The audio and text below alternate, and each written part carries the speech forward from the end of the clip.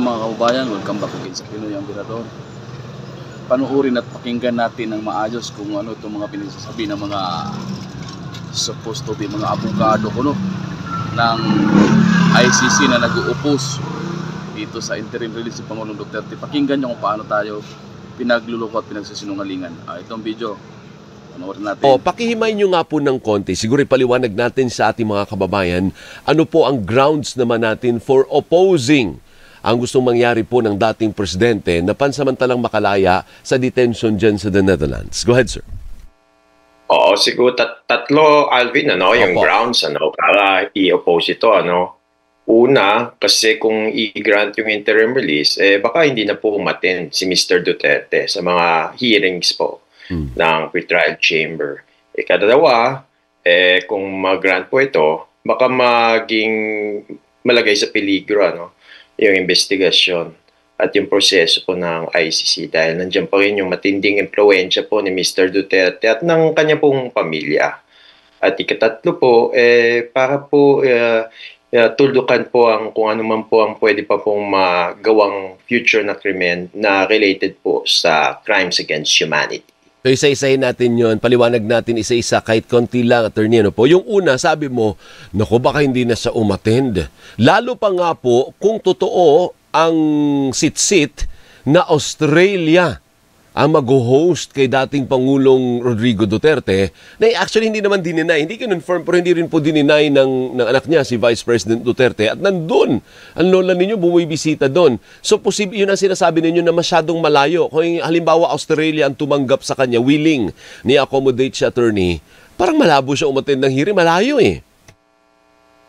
At siguro kung i-echo ko lang yung final ng Office of the Prosecutor at pwede na rin po nating mabasa na inopost talaga ng Office of the Prosecutor yung application for interim release. Yung sabi po nila, mayroon kasing mga sinasabi si Mr. Duterte, di ba, na mayroon pa nga mga threats laban po sa mga ICC officers kung siya po ay i-arestuhin. At yung talagang core ng argument ni Mr. Duterte, meron nga siyang doubts, di ba, dun sa jurisdiction ng ICC.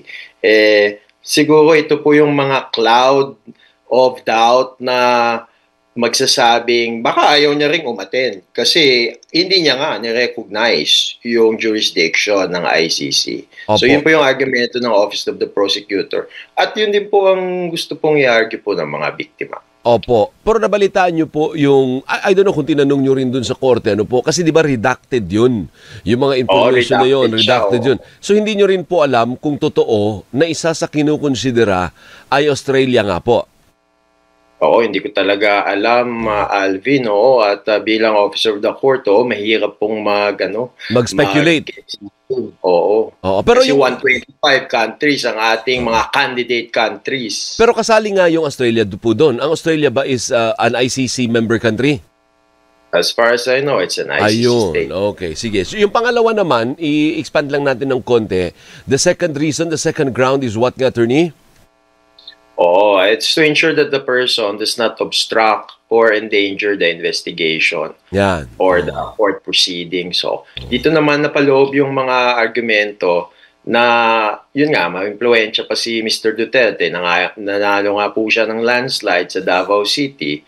At in fact, ang kanya pong lahat ng kanyang family members, except yung youngest daughter niya, lahat po sila ay officers. Public officers po, no less than the Vice President, yung kanya pong daughter. Kaya nandun pa rin po yung impluensya na pwede pong maka-apekto po sa mga witnesses, maka-apekto po sa mga pamilya ng mga biktima ng war on drugs. Pero using that argument, attorney, hindi ba pwedeng igiit din ng depensa na, kung yan ang argumento mo, kaya na rin naman yung gawin yan sa loob So what difference does it make kung makalabas man siya temporarily or nasa loob siya? He can actually do it by just ordering his family and supporters to harass or to harm the witnesses.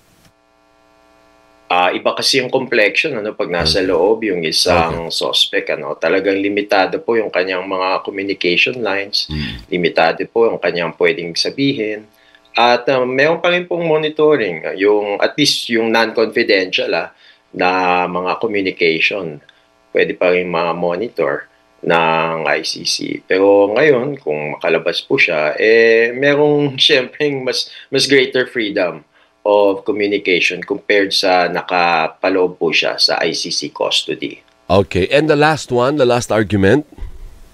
Ito po yung tungkol po sa yung baka po magpatuloy po ang paggawa ng krimen na related po sa naka-charge po sa kanya, which is crimes against humanity.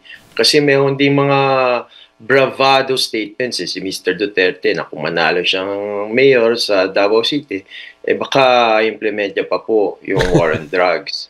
Kaya yun po ay talagang isa po yan sa mga grounds ng pag-deny po ng application for interim release. Kaya nga po naka-detain ang isang suspect para hindi niya po magawa na yung mga krimen for which he or she is being charged for. Okay.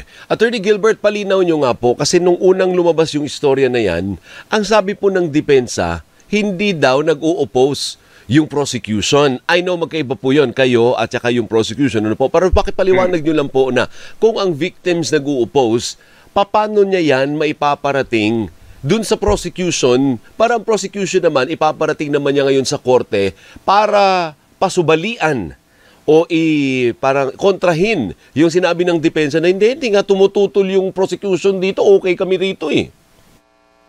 Actually, Alvin, kinlaro talaga ng Office of the Prosecutor yung nangyari. Nagkaroon po ng initial na mga discussion. For sa initial discussion, yung understanding, sa ganitong bansa nga, yung pinupuntirya na pwede pong mag-accept kay Mr. Duterte. Ngunit, doon po sa naging application, ibang bansa po.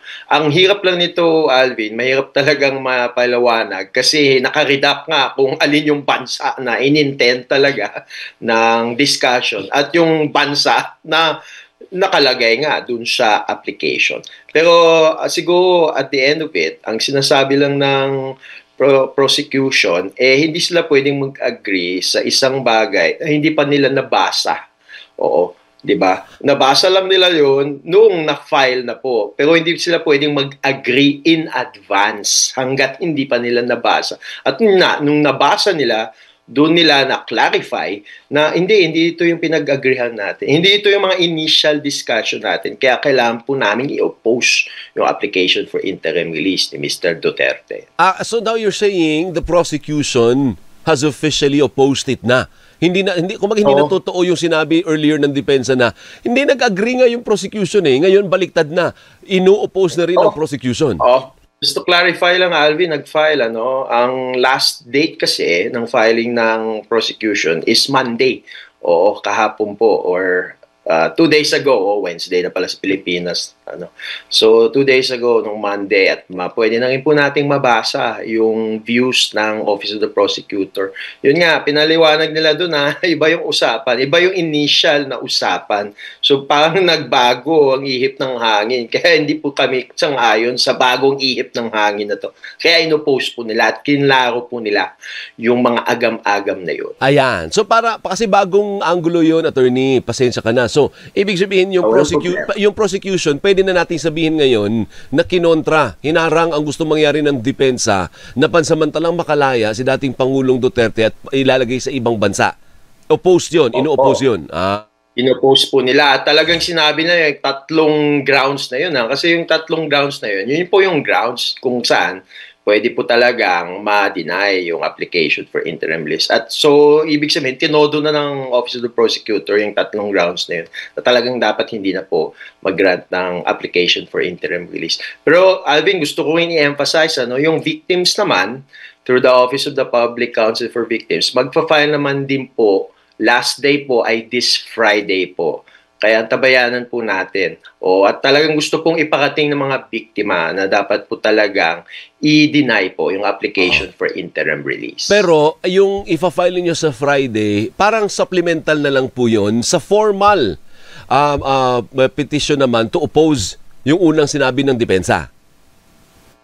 Talaga siya, Alvin, is a separate filing. Okay. Kasi separate naman talaga na entity, yung mga victims, separate din sila sa Office of the Prosecutor. Kasi alahanin natin, is the duty of the prosecutor to prosecute for crimes charged. Sa victims naman, hindi nila duty yun. Bagkos, ang duty po ng victims, ipaabot po yung mga views and concerns nila. Lalong-lalo po kung mayroong harm at potential harm sa kanilang security. One last na intriga ko, Attorney Gilbert. Huwag ka muna matulog saglit lang.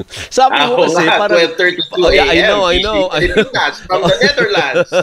I know, pero sabi mo kasi parang nag-agree sila, nag-usap sila sa ganitong bansa. Pero nung lumabas na yung formal na filing, ibang bansa. Hindi ba nakaka-intriga yun? Alam mo ba kung anong bansa ang unang napagkasunduan at anong bansa ang lumabas sa motion ng depensa?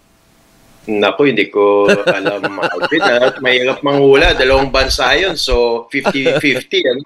Magiging 25% chance na yan. May konting alam naman tayo sa probability at sa math.